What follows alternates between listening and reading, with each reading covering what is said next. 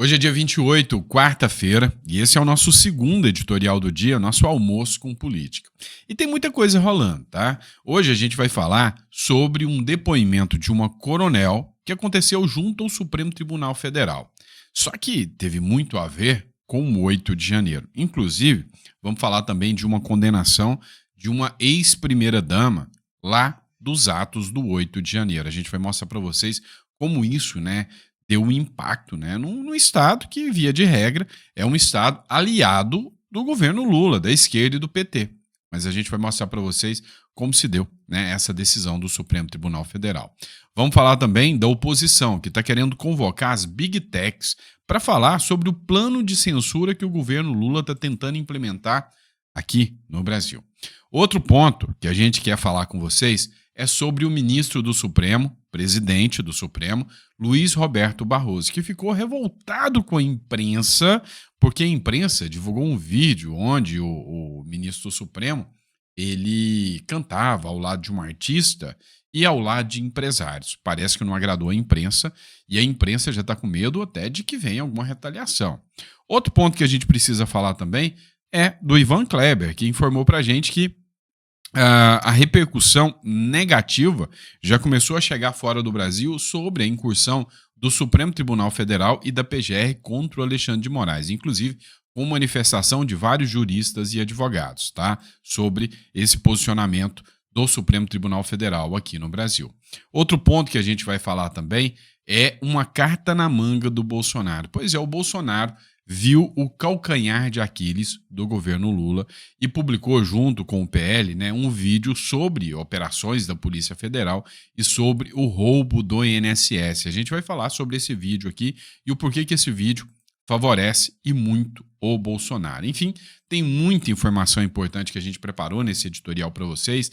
Tem informação de estrangeiros recebendo Bolsa Família em grande quantidade. Enfim, é o Brasil, É a república que voltou à normalidade lulopetista e a gente vai falar sobre tudo isso aqui com vocês. Então, é óbvio, eu vou pedir a vocês que se inscrevam no canal, curtam, compartilhem. A gente tem uma meta para bater. Eu sei que você consegue. Eu sei. Vamos lá. 2 milhões de seguidores. Então, você vai compartilhar, Eu brinco para você mandar para sua sogra, causa discórdia lá. Manda para sua sogra e fala, o Sandro falou seu nome lá no final, tem uma reportagem onde fizeram uma denúncia contra você. Aí ela vai assistir até o final, aí você vai me ajudar, tá? A pessoa vai ficar até o final para falar, o que esse cara falou de mim? E ele vai assistir o vídeo inteiro, vai que você converte essa pessoa, Então, bora, sem mais delongas, bora de matéria, que a gente tá aqui para isso, bora para cima. Pessoal, vamos falar de 8 de janeiro. Na verdade, não é bem o 8 de janeiro. Vamos falar sobre o depoimento que está acontecendo lá no Supremo Tribunal Federal sobre o golpe Tabajara, mas que fez um vínculo ao 8 de janeiro. Afinal, 8 de janeiro foi o dia D do golpe na visão dos ministros do Supremo Tribunal Federal. Só que um argumento precisa ser levantado novamente. Vamos lá, vamos levantar a bola. Peraí, você acha que o 8 de janeiro foi um golpe, uma ação orquestrada ou vamos dizer assim, um protesto que saiu errado por parte da direita? Esse é o primeiro ponto. Agora, já no segundo ponto, você acha que o governo Lula foi conivente e fez uma bela de uma armação contra quem estava lá para se manifestar para que aquilo virasse essa algazarra e o governo Lula ganhasse poder de mandar bolsonaristas para a cadeia e fomentar um pseudo discurso de ódio? Qual que é a sua visão? Porque tem as duas teses. A tese de que, não, era um golpe, é a primeira tese. A segunda tese, não, aquilo lá não foi um golpe, foi uma manifestação e a manifestação saiu do controle. E o governo Lula foi só vítima. Ou tem a tese 3. Não, o Lula viu a manifestação, instigou aquilo e aproveitou o momento, deixou em aberto para o pessoal chegar lá e avançar com tudo. Qual a sua tese? 1, 2 ou 3? Eu aposto na tese 3. Eu acho que teve conivência, sim. Tanto é que dá uma olhada nesse depoimento de uma coronel da PM sobre o 8 de janeiro, frente a frente aos ministros do STF. Matéria da R7, da Record, nem para falar que é um site bolsonarista, tá? Coronel da PM diz que 8 de janeiro poderia ter sido evitado se os alertas da corporação fossem atendidos.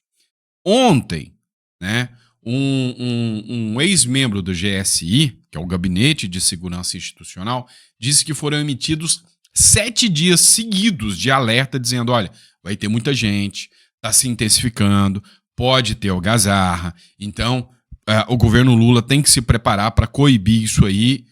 7 dias, todo dia enviando informações e monitorando o que ia acontecer. A ANTT, né, que é a Agência Nacional de Transportes Terrestres, mandou notificação da quantidade de ônibus que tinha, ou seja, o governo Lula sabia de tudo, segundo, né, esse ex-GSI. E aí, no último dia, é que tiveram várias. Ele falou, não, foram várias mensagens disparadas. O general Gonçalves Dias, do GSI, sabia de tudo, o governo Lula sabia de tudo. De quantas pessoas teriam, de como elas estavam se preparando, sabia de tudo. E aí, essa coronel disse o seguinte, a coronel da PMDF, que é a Polícia Militar do Distrito Federal, e ex-integrante da Secretaria de Segurança Pública do Distrito Federal, que é a Cíntia Queiroz, disse que os atos antidemocráticos de 8 de janeiro poderiam ter sido evitados caso outros órgãos de segurança tivessem seguido as orientações feitas pela corporação às vésperas do episódio. Ou seja, ela disse que a corporação fez os alertas, deu as orientações, falou, olha, governo, Lula, GSI, vocês precisam agir assim, assim, assado. E o governo não agiu dessa forma. Cíntia Queiroz prestou depoimento nesta terça-feira no Supremo Tribunal Federal como testemunha de defesa do ex-ministro da Justiça, que é o Anderson Torres, né? E na ação que julga o chamado Núcleo 1 dos réus por uma suposta trama golpista tabajara. Todos os depoimentos levaram a crer que o Anderson Torres não teve culpa nenhuma, não teve minuta nenhuma. Ou seja, cara, os fatos estão desmontando as narrativas. Mas no Brasil de hoje, na República Relativa, os fatos perderão para as narrativas. É o Brasil. Vamos lá, pessoal. Ainda falando sobre atos do 8 de janeiro, né, isso alcançou muita gente. Hoje o Metrópolis noticiou que a ex-primeira-dama da Paraíba também foi condenada, né? Ou melhor, teve o pedido de condenação por parte da Procuradoria-Geral da República. A PGR, o mesmo Paulo Gonet, que está envolvido agora nesse emblemático, né? Nessa emblemática discussão sobre o Eduardo Bolsonaro, a PGR pediu a condenação de Pamela Monique Cardoso Bório, ex-primeira-dama da Paraíba, por sua participação durante os atos antidemocráticos de 8 de janeiro de 2023. A manifestação assinada pelo procurador Paulo Gonet foi enviada ao Supremo Tribunal Federal segunda-feira agora. No ano passado, a primeira turma, lá do Supremo Tribunal Federal, ela aceitou a denúncia, né? A Procuradoria-Geral da República fez o oferecimento da denúncia já no ano passado e a primeira turma aceitou, acatou e falou, não, realmente eu vejo aqui que ela participou, que ela teve participação ativa, né? E ela foi acusada por 5 crimes. Olha os crimes que todo mundo está respondendo. Associação criminosa armada sem nenhuma arma ter sido encontrada. Impressionante, né? Associação criminosa armada sem arma, tá? A tentativa de abolição do Estado Democrático de Direito, para mim um golpe impossível sem o exército, né? Golpe de Estado, um golpe que nunca aconteceu. Dano contra o patrimônio, aconteceu. Tem que se provar que ela, né, realmente estava depredando. Se eu não me engano, né, eu vi alguns vídeos circulando de algumas pessoas dizendo não quebra, não faz isso. E se eu não me engano, um dos vídeos é dessa moça. Eu não tenho certeza, tá? Mas se eu não me engano, um dos vídeos é dessa moça. E aí quando a gente fala em dano contra o patrimônio da União e deterioração do patrimônio tombado, será que foi ela? A PGR, na manifestação, falou não, ela mesma gravou vídeos, circula vídeos, e isso aqui, né, é das redes sociais dela, que ela mesma, né, produziu provas contra ela aí, né? Aí, a grande questão é, a individualização da pena? Há um julgamento imparcial? Está no foro competente? Ou seja, é o Supremo que deveria julgar isso? Foi golpe de Estado? Né? Esses crimes estão adequados? Associação armada sem arma? Porque é impressionante. Se a gente observar, olha um dado que eu vou trazer para você. Quase a metade das pessoas que tiveram oferta, e olha esse dado que é importante, oferta de acordo nesses processos do 8 de janeiro, disseram não, tá? E aí eu vou te perguntar, para pensar a convicção dessas pessoas, a coragem dessas pessoas.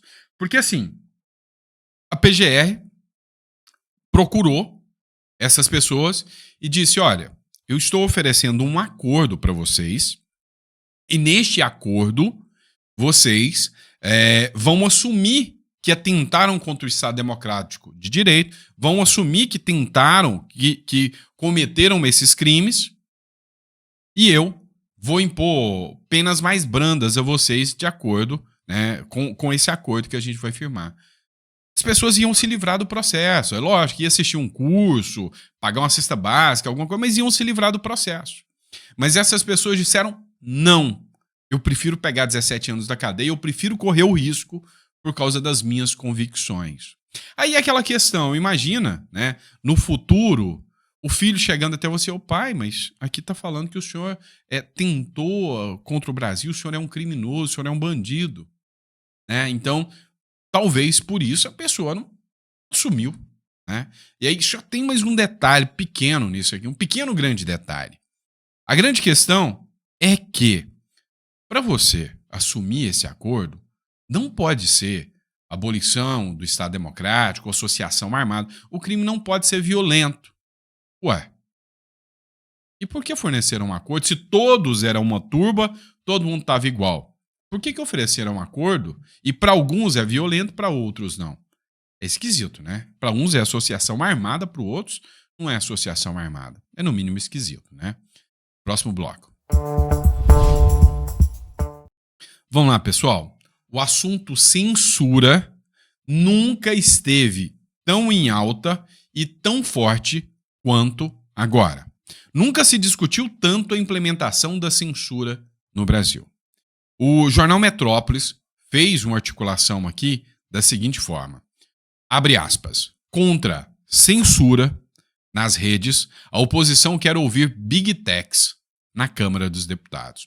O líder da oposição, que está fazendo um trabalho espetacular, né, como líder da oposição, que é o Zucco, né, o deputado Zucco, que é do Rio Grande do Sul, ele apresentou um requerimento agora pedindo que as Big Techs sejam ouvidas na Câmara dos Deputados, ou seja, as empresas de tecnologia. É o YouTube, é o Face, é o Instagram, é o TikTok, todas as redes sociais aí prestem, né, posicionamento sobre os pedidos feitos, inclusive pelo Supremo Tribunal Federal, sobre censurar perfis e redes sociais. Essa turma ali dos parlamentares de oposição, eles acusam o governo federal, e não sem razão, de querer censurar as redes sociais. O Lula, né, defende abertamente a regulação das redes sociais e pediu ajuda para uma ditadura, que é o Xi Jinping, lá na China, um ditador, pediu ajuda para que ele mande um enviado para ensinar a fazer o controle de lá. No outro dia, a Janja, que é a co-presidenta, né? Outrora no Brasil se chamava de primeira-dama, hoje é co-presidenta, né? A primeira-dama, a dama de vermelho, que sempre está andando de vermelho por aí, ela simplesmente, né, disse que, olha, a China tem algumas coisinhas lá, tipo, você tem hora de dormir, você tem hora que você pode usar a tela e tal, e se você não fizer, vai preso. Deu para entender o tamanho do buraco? É perigoso. Em reunião com o presidente da casa, o Hugo Mota, nessa terça-feira, a oposição acertou que vai apresentar esse requerimento de convocação de comissão geral no plenário. E aí o jogo é mais aberto, porque vai ser no plenário, na quinta-feira, e no plenário quer dizer que toda a Câmara vai decidir em convocar a Meta, que administra o Facebook e o Instagram, para que ela seja ouvida. E os parlamentares também querem ouvir especialistas, juristas e representantes da sociedade. Sabe como que isso chama? democracia. É, meu bebê. Chama-se democracia. Por que democracia? Porque quando você chama juristas, faz o debate público, chama pessoas envolvidas, você está interessado em debater com a sociedade. Então, parabéns, né, aí aos envolvidos. Vamos lá, pessoal. Se você acha que bobagem pouca é bobagem, é porque você não viu essa matéria de agora. Deixa eu te contar. Imagina um ministro da Suprema Corte que pode julgar casos importantíssimos. De repente, ele é filmado cantando ao lado de artistas que recebem benefícios e tal. De repente, do lado está lá figuras ligadas a empresas, empresários, que têm processos correndo perante essa mesma corte. Pois é, aconteceu com o presidente do Supremo Tribunal Federal. E ele não gostou, ficou bravinho, ficou nervoso com os jornais. Por quê? Porque mostraram isso e falaram: como assim, Barroso? Como é que você canta ao lado de figuras, empresários que têm processo na corte? Essa matéria é do Metrópolis, né? E aí o presidente não gostou nada. Daqui a pouco vai ter jornal aí, né, sendo considerado antidemocrático. A gente volta para o Palácio da Alvorada, vamos conversar com a nossa repórter Camila Xavier, que está por lá. Ela vem falar do presidente de outro poder, do Supremo Tribunal Federal. Camila, volta aqui com a gente. Boa tarde, Neila. Pois é, o presidente Barroso, né, estava em uma sessão hoje no CNJ e ele reclamou da repercussão que teve um vídeo da quinta-feira passada, mas antes da gente falar exatamente do que ele reclamou, do que ele falou, vamos conferir agora o vídeo dele cantando aí num jantar com empresários. Olha só, não bastasse, fala não, ele reclamou e nós vamos colocar o vídeo de novo. A imprensa está dobrando a aposta. Só que quem tá com a cara de medo aqui é a coitada da repórter. Não sei se você percebeu, ela tá falando: nós vamos colocar o vídeo aqui de novo, né? Dá medo. Se ela soubesse que quando ela passa, eu queria se enche de graça e fica mais linda por causa. Então, nesse vídeo ele aparece aí ao lado da cantora Paula Lima, né, e do presidente do iFood, Diogo Barreto. Eles estavam em um jantar para arrecadação de fundos para bolsas que são promovidas pelo STF. E o que ele falou hoje é que ele reclamou bastante, né, dessa repercussão que teve o vídeo, o jantar também com empresários. Ele explicou, né, o motivo do jantar e reclamou também de quem vende jornal falando bobagem. Vamos conferir a fala dele agora. Na última quinta-feira, nós realizamos em São Paulo um jantar para a obtenção de recursos para o nosso programa de bolsas. Nós pretendemos dar 100 bolsas de R$3.000 por 2 anos para os 100 primeiros colocados negros no Exame Nacional de Magistratura. É um programa do Conselho Nacional de Justiça. Nós só havíamos arrecadado metade do que pretendíamos e, portanto, com a ajuda da Procuradora-Geral do Estado de São Paulo, Inês Coimbra, fizemos um jantar para arrecadação de fundos com empresários em São Paulo, porque estamos utilizando dinheiro privado para este fim, que é administrado pela Fundação Getúlio Vargas. No Brasil existem atualmente 2 grandes categorias de pessoas: as que fazem alguma coisa e as que têm razão. Portanto, a gente tem que continuar fazendo e deixar parado as que têm razão, que precisam vender jornal falando bobagem. O meu comentário indignado é que a gente fez um jantar para arrecadar fundos para o programa e a matéria diz que eu me reuni com empresários a pretexto de arrecadar fundos. Então tá bom. A incultura é um problema difícil de sanar no Brasil. Pois é, pessoal. Aí você começa a observar, né, o que se torna, né, racional ou não, né, no Brasil. A imprensa não pode questionar, né? Cadê a liberdade de imprensa? Esses são os defensores da democracia e da liberdade de imprensa? Jornais a pretexto de vender? A gente volta para o... Pois é, né, pessoal? Complicado isso. Vamos para a próxima.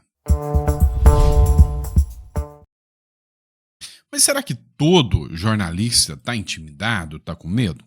Tem um cara chamado Pavinato, você deve conhecer. O cara é famoso, o cara é conhecido, né? Eu sempre brinco aqui que ele é um gentleman, né? Mas tem hora que ele fala umas pérolas aí que, assim, eu não tenho coragem. Ele é mais corajoso do que eu, né? E, assim, ele é assumidamente gay, isso não vem ao caso, mas eu vou falar, é mais macho do que muita gente aí nas falas dele.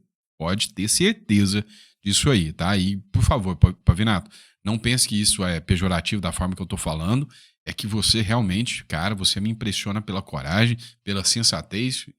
Escutem, só escutem. O ministro Bossa Nova! Ministro Bossa Nova, presidente do MSTF, Luiz Roberto Vencemos o Bolsonarismo Barroso, foi gravado cantando na casa do presidente do iFood num jantar organizado em homenagem ao próprio ministro do Supremo.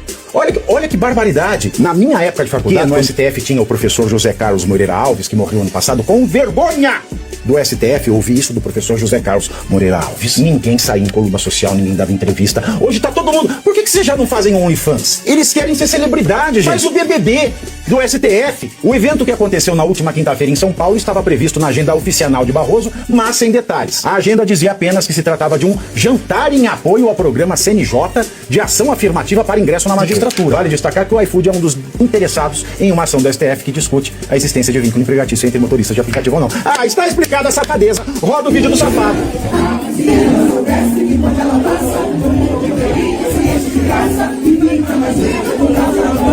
Que homem sem noção. Depois de ir pra Nova York com o dinheiro de um cara que tem 5 processos na corte, agora ele vai pro jantar na casa do dono da empresa que tem o maior interesse numa ação que tá na corte dele. Por que ele já não põe prostituto no perfil dele? Puto! Um juiz não pode fazer isso na casa de um interessado! Não pode! É ilegal! Eu tô cansado de ver essas coisas e não dá em nada. Rapaz, falas duras aí do Pavinato. E aí, qual o posicionamento de vocês sobre isso? Coloca nos comentários que eu quero saber. Teria coragem, em canal televisivo falar isso? Quero saber. Vamos lá, pessoal. Não para por aí. Vamos falar da questão do Eduardo Bolsonaro, e da PGR. É o seguinte, o Ivan Kleber, correspondente lá de Londres, ele colocou a seguinte questão. Repercute internacionalmente a tentativa de articulação do governo brasileiro para tentar impedir sanções do governo americano ao ministro Alexandre de Moraes. E ele cita aqui uma matéria, inclusive, do The Financial Times, tá? Dá uma olhada nisso. O governo dos Estados Unidos está cada vez mais simpático aos argumentos da família de Bolsonaro e dos conservadores brasileiros de que o ex-presidente Jair Bolsonaro, aliado de Donald Trump, é vítima de perseguição política e que a liberdade de expressão no Brasil está ameaçada. É o que diz um artigo do jornal Financial Times que repercute a tentativa de articulação do governo brasileiro para impedir que sanções sejam aplicadas ao ministro da Suprema Corte, Alexandre de Moraes, por parte da administração Trump. A reportagem ainda traz uma declaração da congressista Maria Elvira Salazar, do Partido Republicano, que diz que a administração Trump está muito receptiva à ideia da aplicação das sanções. Eu sou Ivan Kleber, falo diretamente de Londres, no Reino Unido, e hoje é quarta-feira, dia 28 de maio de 2025. Muito obrigado pela audiência. Parabéns ao Ivan Kleber aí pelo conteúdo aí, pela seriedade no conteúdo. E sim, esse assunto do Eduardo Bolsonaro e da PGR está cada vez mais enfático, na mídia brasileira e na mídia internacional. O advogado, jurista Jeffrey Schickini, ele disse que já tem uma estratégia feita para condenar o Eduardo Bolsonaro. Acompanha comigo aqui o trecho dessa matéria. Na era governo Lula, o modus operandi para silenciar opositores políticos é exatamente o mesmo formato utilizado por Maduro na Venezuela. O mesmo. Vão pesquisar. Se eu estiver falando qualquer bobagem aqui, pesquise. Exatamente assim. Determinação de inquérito e processo. Por quê? Por que processo? O Eduardo Bolsonaro, eu digo para vocês, está correndo seríssimo risco de ter um mandado de prisão, se é que já não tem um mandado de prisão em sigilo, tá? Se é que não tem um mandado de prisão em sigilo. E vão denunciar o Eduardo Bolsonaro por atentado à democracia. Pode apostar. A PGR já está escrevendo a denúncia. Por quê? É uma forma de silenciar. Condenam com essas penas absurdas, penas maiores. Eu sou advogado, eu fico da advocacia. Latrocida toma 10 anos, traficante toma 4, 157 toma 5, estuprador toma 8, homicida toma 8, e patriota que grita por liberdade toma 17. Se condenam alguém no Brasil, ineligibilidade. No Brasil, qualquer pena acima de 8 anos é cana e fica inelegível, sabe até quanto? Não por 8 anos. É aí que as pessoas têm que saber. Uma condenação criminal não torna uma pessoa inelegível por 8 anos, igual de uma improbidade administrativa ou de uma cassação. Torna a pessoa inelegível até a extinção da pena. Se é condenado a 20 anos, fica 20 anos inelegível. É isso que eles querem fazer com todos da direita no Brasil, como Maduro fez com os opositores. Está desenhado. Está desenhada já a armação contra o Eduardo Bolsonaro. Exato. Pois é. E, assim, quando a gente acompanha isso, a gente vê que realmente a condenação ao Bolsonaro, ao Eduardo Bolsonaro, é dada como certa. Ontem, uma matéria da Folha de São Paulo disse que os ministros do Supremo, 4, na verdade, já disseram que a condenação de Eduardo Bolsonaro é certa. E dentre os crimes que ali estão acusando o Eduardo Bolsonaro está a abolição violenta ao Estado Democrático de Direito. Até agora eu não respondi por isso. Mas a partir de agora, ele passa a responder por este crime. Pois é, qual o seu posicionamento sobre essa questão? Coloca no comentário aí pra gente. Vamos lá, pessoal. Jogada do Bolsonaro, né?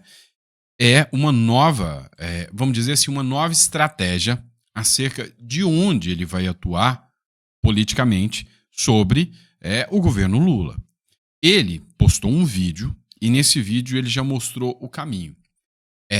Ir aumentando a impopularidade do Lula, atingindo aquelas pessoas que talvez até tinham, né, uma crítica ao Bolsonaro, mas que sentem sintonia com a questão da fraude do INSS.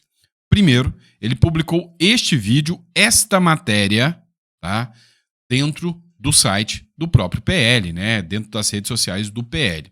Acompanha comigo. Os aposentados e pensionistas não merecem esse tratamento. Eu fico muito revoltado com deles fazerem isso com a gente. Para o PL, a aposentadoria é sagrada. Quem rouba, não cuida.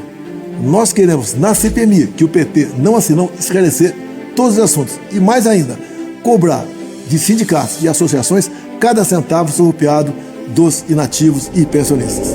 PL é 22. Pois é. Então, mostra que a linha, né, de raciocínio do Bolsonaro agora será, sem sombra de dúvidas, né, partir para cima do discurso contra, né, o roubo dos aposentados, ou seja, pressionar pela CPMI. O que muda aqui na regra do jogo? Muda na regra do jogo é que até pouco tempo atrás o discurso da oposição era a anistia. E agora mostra, né, que a próxima carta na manga do Bolsonaro, com um discurso ainda mais forte do que o da anistia, é o discurso da CPMI. Né?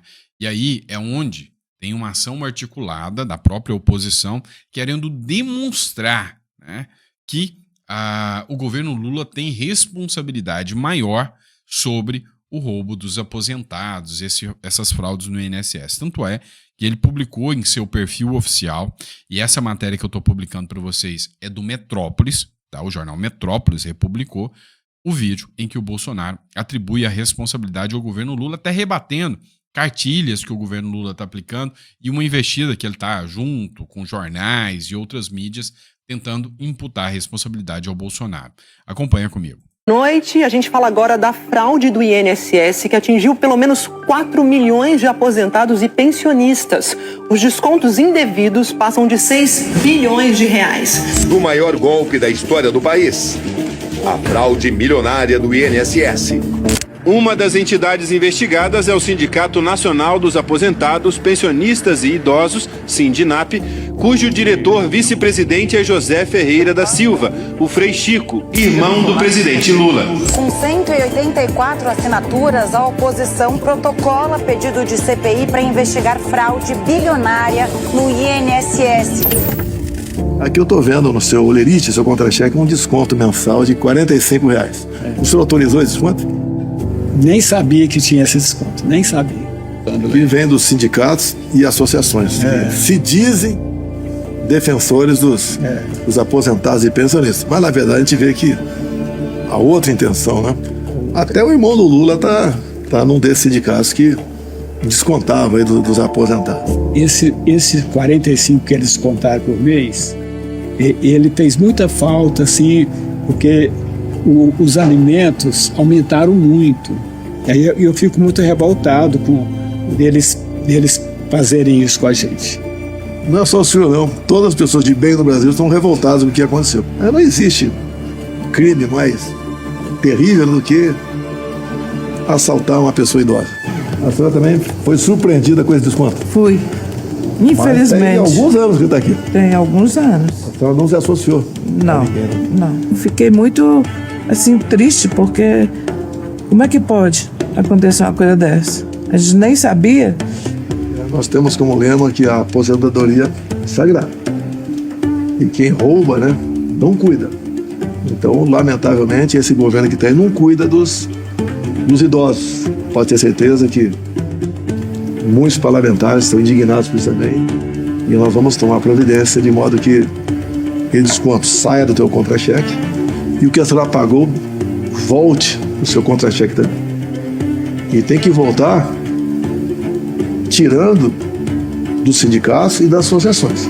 Dados oficiais do CGU e auditorias comprovam que os descontos caíram com Bolsonaro. E o roubo disparou no governo Lula. Esses são fatos. Bolsonaro foi o presidente que mais protegeu os aposentados. Espalhe a verdade sobre o roubo dos aposentados. Pois é, a gente percebe que essa é a nova estratégia do Bolsonaro, uma estratégia inteligente, né? Vai meio que abafar aquele discurso conservador e agora discurso anticorrupção volta com tudo, colocando o núcleo do governo Lula na mira desse roubo dos aposentados. E a grande questão é a CPMI do INSS. Há uma articulação por parte do governo de esquerda de que a Tabata Amaral poderia ser a relatora dessa CPMI, assim como fizeram com a Elisiane Gama no 8 de janeiro. A grande questão aqui é que o negócio é muito mais sensível do que você imagina. Lá no 8 de janeiro, tinha um ódio generalizado que foi espalhado contra os presos do 8 de janeiro e contra quem participou do 8 de janeiro. Então, a Elisiane Gama pôde surfar ali tranquilamente, meio que dando a sua interpretação dos fatos. Agora, com a Tabata Amaral, a situação não vai ser a mesma. Afinal, estão falando de roubo dos aposentados. E aí, será que ela vai se esquivar de chamar o irmão do Lula? Será que ela vai se esquivar de chamar os representantes dessas instituições? Afinal, vai ficar difícil ela justificar que ela está defendendo aposentados se ela só ficar blindando o governo. Então, o Bolsonaro viu que precisa reagir a essa CPMI do 8 de janeiro para que o governo Lula não coopte, como fez com o 8 de janeiro, e transformar isso tudo, né, só em mais um monte de pizza. Essa é a verdade. E é isso, pessoal. Espero que vocês tenham gostado do nosso editorial. Esse foi o Almoço com Política aqui no nosso canal. Obrigado pela confiança, pela credibilidade. Já estou até sentindo o cheirinho do almoço aí na sua casa, né? Fala aí, o que é a iguaria especial que vocês colocam? Em Goiás a gente gosta do piqui, tá?